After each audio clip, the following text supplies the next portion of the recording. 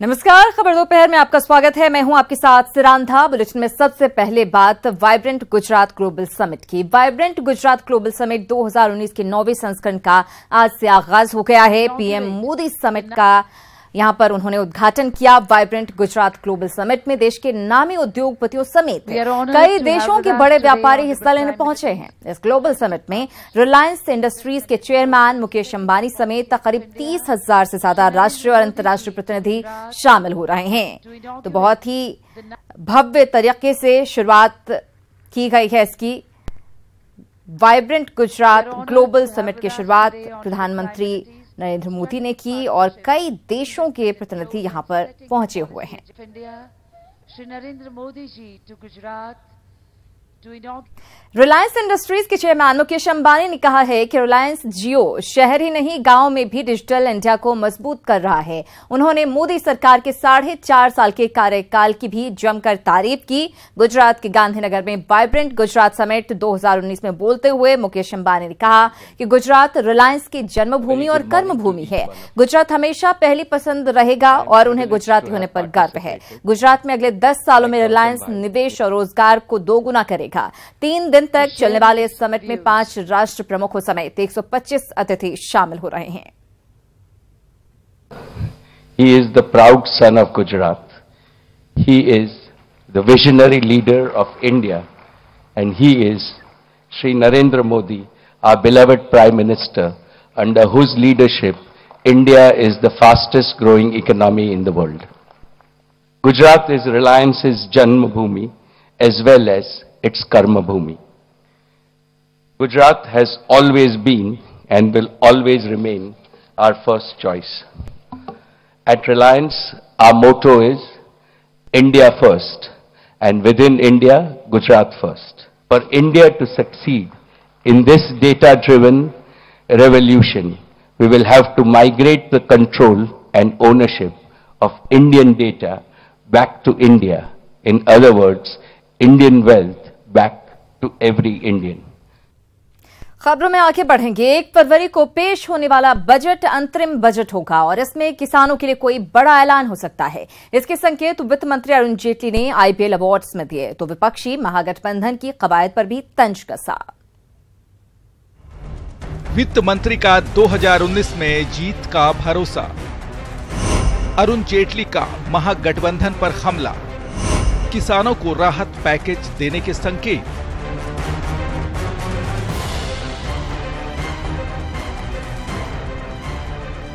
चंद महीने बाद होने वाले लोकसभा चुनाव में मोदी सरकार जीत को लेकर आश्वस्त है। वित्त मंत्री अरुण जेटली ने दावा किया है कि विपक्ष की एकजुटता का मोदी सरकार के भविष्य पर कोई असर नहीं पड़ने वाला। विपक्षी नेताओं के एकजुट होने की खबरों पर करारा कमेंट करते हुए अरुण जेटली ने कहा कि एक शख्स से सत्ता छीनने के लिए किया गया ये गठबंधन सफल नहीं होगा। India, as I indicated to you earlier, is a highly aspirational, politically conscious society. And such societies never opt for a suicidal cause. They'll opt for the Nawabs of negativity may come together, but that's not something where they are going to hold together and carry much credibility as far as the people are concerned. India business leaders award समारोह में video conferencing call के जरिए बोलते हुए जेटली ने ये भी संकेत दिए कि किसानों के लिए सरकार बड़े फैसले ले सकती है। वित्त मंत्री ने कहा कि कृषि क्षेत्र कई मुश्किलों से जूझ रहा है और किसानों के हित में फैसला लेना बेहद जरूरी है। उन्होंने दावा किया कि मोदी सरकार ने 5 साल में विकास पर ध्यान दिया और गरीबों का जीवन बदलने पर सरकार का फोकस रहा। वहीं वित्त मंत्री ने ये भी संकेत दिए कि चुनावी साल होने के कारण इस बार अंतरिम बजट पेश किया जाएगा। आपको बता दें कि राजस्थान समेत 3 हिंदी राज्यों में सत्ता गंवाने के बाद केंद्र सरकार पर सुधार कार्यक्रम चलाने का दबाव है और कई सेक्टर में राहत की गुंजाइश देखी जा रही है। वहीं केंद्र सरकार की तरफ से किसानों के लिए एक बड़े पैकेज की उम्मीद भी जताई जा रही है। Bureau report, news 18 network.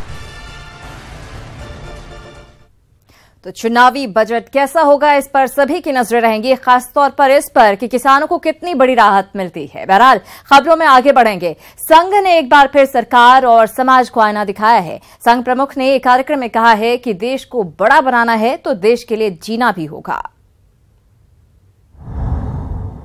कि हम अपना काम ठीक नहीं करते, तो किसी के साथ युद्ध नहीं तो सीमा पर सैनिक के मरने का कारण नहीं, लेकिन होता है। अब उसको भी ठीक करना है और देश को बड़ा बनाना है तो देश के लिए जीना भी सीखना पड़ेगा। आरएसएस प्रमुख मोहन भागवत का कहना है कि हम लोग ठीक से काम नहीं कर रहे। उनका निशाना सरकार से लेकर समाज तक था और संदेश साफ था कि भारत को महान बनाना है तो देश के लिए जीना होगा। कारण है कि हम अपना काम ठीक नहीं करते, तो किसी के साथ युद्ध नहीं तो सीमा पर सैनिक के मरने का कारण नहीं, लेकिन होता है। अब उसको भी ठीक करना है और देश को बड़ा बनाना है तो देश के लिए जीना भी सीखना पड़ेगा। महाराष्ट्र के नागपुर में प्रहार समाज जागृति संस्था के रजत जयंती समारोह में आरएसएस चीफ मोहन भागवत ने देश में विकास की रफ्तार को लेकर चिंता जताई। साथ ही कहा कि समाज में देश के टुकड़े करने वाले बयान देने वालों के भी समर्थक हैं, जो समाज के लिए सबसे बड़ी चुनौती है। कि जैसा हमको आगे बढ़ना चाहिए वैसा हम आगे नहीं बढ़ रहे। विकास की प्रगति की बात थोड़ी बाजू भी रखी तो भी अभी भी हम ये तय नहीं कर पाए कि हमारा देश क्या है, हमारा एक देश है कि नहीं है। और हमारे देश में देश का टुकड़ा हो ऐसी घोषणा करने वाले लोगों के भी पक्षधर लोग मिलते हैं। भागवत यही नहीं रुके, उन्होंने सरकार के कामकाज को लेकर भी सवाल दागे। भागवत ने कहा कि सीमा पर युद्ध नहीं है, फिर भी भारत का जवान शहीद हो रहा है। मतलब साफ है कि हम अपना काम ठीक से नहीं कर रहे हैं। अपने यहाँ पर युद्ध नहीं तो भी शहीदियां होती है, इसका कारण है कि हम अपना काम ठीक नहीं कर रहे। तो किसी के साथ युद्ध नहीं तो सीमा पर सैनिक के मरने का कारण नहीं, लेकिन होता है। भागवत ने कहा कि सीमा पर जवान शहीद ना हो और देश में विकास की रफ्तार मिले, इसके लिए हम सभी को देश के लिए जीना सीखना होगा और देश को महान बनाने के लिए कदम उठाने होंगे। कि देश को बड़ा बनाने के लिए उद्यम करना पड़ता है, परिश्रम करना पड़ता है, सतत करना पड़ता है और सबको करना पड़ता है। अपने देश को बड़ा बनाना ये ठेके पर देने का काम नहीं है। आरएसएस चीफ मोहन भागवत के बयानों ने सियासी गलियारों में चर्चा बढ़ा दी है और विरोधियों को सरकार के खिलाफ बोलने का एक और मौका दे दिया है। लेकिन भागवत का यह संदेश सरकार के साथ समाज के लिए भी था। Bureau report, news 18 network.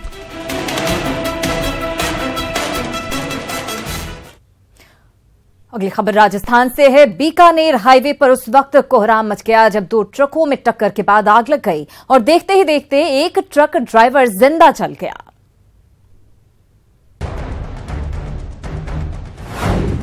Highway पर मौत की आग।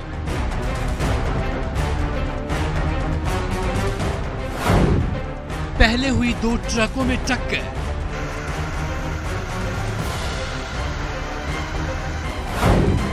फिर लगी दोनों ट्रकों में आग।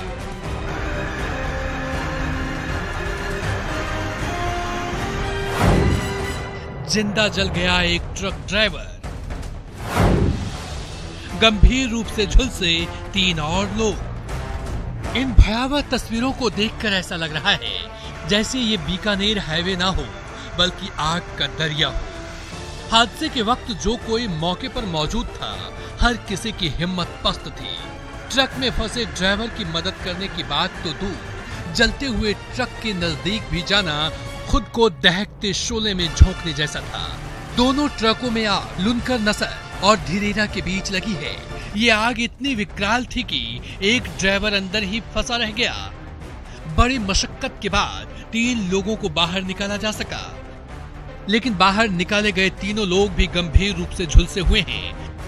तीनों को इलाज के लिए पास के अस्पताल में भर्ती कराया गया है। हादसे की वजह से कई घंटों तक बीकानेर हाईवे पर जाम लगा रहा।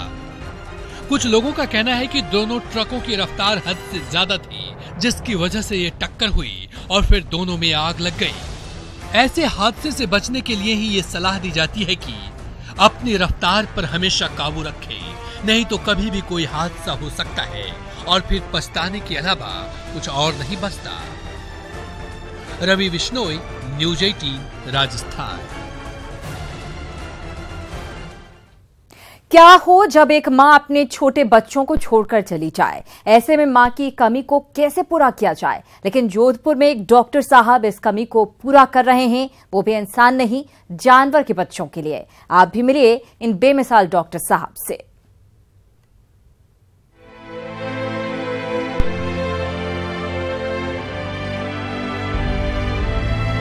ये प्यार, ये दुलार और एक माँ की तरह ये देखभाल।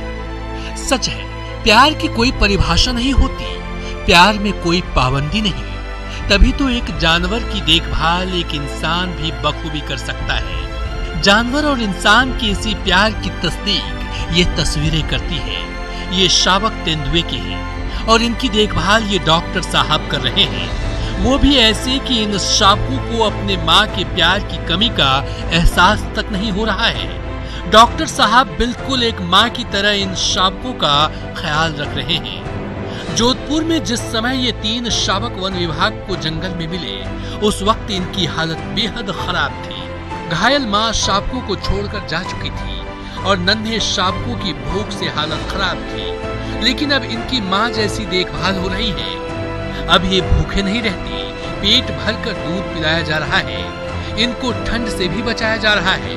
अच्छी देखभाल से इन 3 शावकों की सेहत में धीरे धीरे सुधार हो रहा है। उधर वन विभाग इनकी मां को भी तलाश कर रहा है, लेकिन अभी तक मां का कुछ पता नहीं चला है। हाँ, बदनसीब मां के इन बिछड़े बच्चों की इंसानी हाथों में अच्छी देखभाल जरूर हो रही है। 2-4 महीनों में जब बच्चे पूरी तरह दुरुस्त हो जाएंगे, तब इनको वापस जंगल में छोड़ दिया जाएगा, जहां खुली हवा में ये सांस ले सकेंगे और जंगल में बिना मां के अपनी जिंदगी जीना सीख लेंगे। लेकिन अभी तो इन नन्हे शावकों का पालन पोषण एक डॉक्टर के हाथों हो रहा है। सच ही तो है, बेजुबान जरूर है, लेकिन जानवर भी जानते हैं, यही तो है प्यार। Chandrashekhar, news 18, Rajasthan, Jodhpur. Jharkhand high court से पूर्व मंत्री इलियास हुसैन को बड़ा झटका लगा है। हम आपको बता दें, अलकतरा घोटाला मामले में झारखंड हाई कोर्ट ने इलियास हुसैन की जमानत याचिका को खारिज कर दिया है। हाई कोर्ट में जस्टिस आनंद सेन की कोर्ट ने इस याचिका को खारिज किया। दरअसल सीबीआई की विशेष अदालत ने इलियास हुसैन को 4 साल की सजा अलकतरा घोटाला मामले में सुनाई है और इसी मामले में इलियास हुसैन की तरफ से याचिका लगाई गई थी जमानत के लिए, जिसे हाई कोर्ट ने खारिज कर दिया है। कोलकाता घोटाला मामले में झारखंड हाई कोर्ट ने पूर्व मंत्री इलियास हुसैन को झटका दिया है। उनकी जमानत याचिका खारिज कर दी गई है।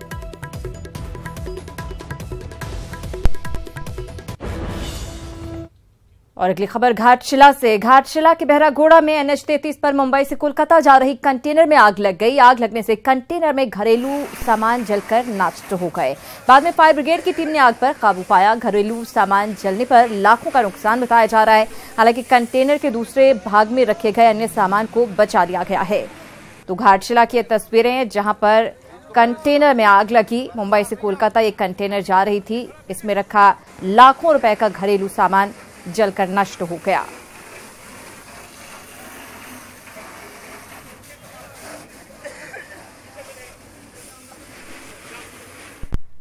उधर सीवान के मैरवा थाना क्षेत्र पुलिस ने फल से लदे ट्रक से बड़ी मात्रा में विदेशी शराब जब्त की है।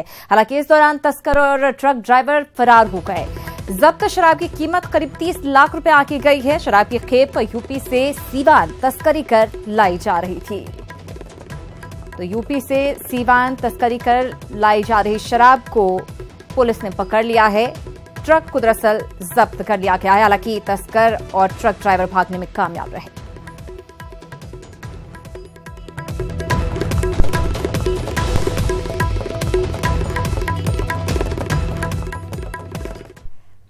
मोदी सरकार की आयुष्मान भारत योजना का डंका अब विदेशों में भी बजने लगा है। दुनिया के दूसरे सबसे अमीर शख्स बिल गेट्स ने मोदी सरकार की इस योजना की तारीफ की है। ये रिपोर्ट देखिए। जन आरोग्य अभियान लॉन्च कर दिया जाएगा और उसका परिणाम ये होने वाला है। आयुष्मान भारत योजना पिछले साल ही पीएम नरेंद्र मोदी ने लॉन्च की थी। गरीबों को इलाज के लिए बनी इस योजना ने 100 दिन पूरे कर लिए और अब तक 6 लाख से ज्यादा मरीजों ने इसका लाभ उठाया है। वर्ल्ड हेल्थ ऑर्गेनाइजेशन के डायरेक्टर जनरल ने इसे मोदी सरकार की कामयाबी करार दिया। वहीं दुनिया के दूसरे सबसे दौलतमंद शख्स बिल गेट्स भी मोदी सरकार की इस योजना पर पीठ थपथपाते नजर आए हैं। माइक्रोसॉफ्ट कंपनी के फाउंडर गेट्स ने पीएमओ को हैशटैग करते हुए ट्वीट किया और लिखा कि आयुष्मान भारत के पहले 100 दिन के मौके पर भारत सरकार को बधाई। ये देखकर अच्छा लग रहा है कि कितनी बड़ी तादाद में लोग इस योजना का फायदा उठा चुके हैं। दरअसल हेल्थ मिनिस्टर प्रकाश नड्डा ने 2 जनवरी को ट्वीट कर बताया था कि आयुष्मान भारत की लॉन्चिंग के 100 दिनों के भीतर 6,85,000 गरीबों ने फ्री में इलाज कराया और इसकी संख्या तेजी से बढ़ रही है। स्वास्थ्य मंत्री के इसी ट्वीट को बिल गेट्स ने रीट्वीट करते हुए भारत सरकार को बधाई दी। जहां तक आयुष्मान भारत योजना की बात की जाए तो पिछले साल 2018 के बजट में इस योजना का ऐलान किया गया। आरएसएस विचारक दीनदयाल उपाध्याय की जयंती पर इसकी लॉन्चिंग हुई। गरीब परिवारों को सालाना 5 लाख रुपए तक के मुफ्त इलाज की इसमें सुविधा है। इस योजना को मोदी केयर भी बोला जाता है। आयुष्मान भारत योजना के सीईओ इंदु भूषण के मुताबिक ये स्कीम लगातार पॉपुलर हो रही है और अभी तक 8.5 लाख लोग इसका फायदा उठा चुके हैं। Bureau report, news 18 network. और इसी के साथ इस बुलेटिन में इतना ही। दीजिए इजाजत। नमस्कार।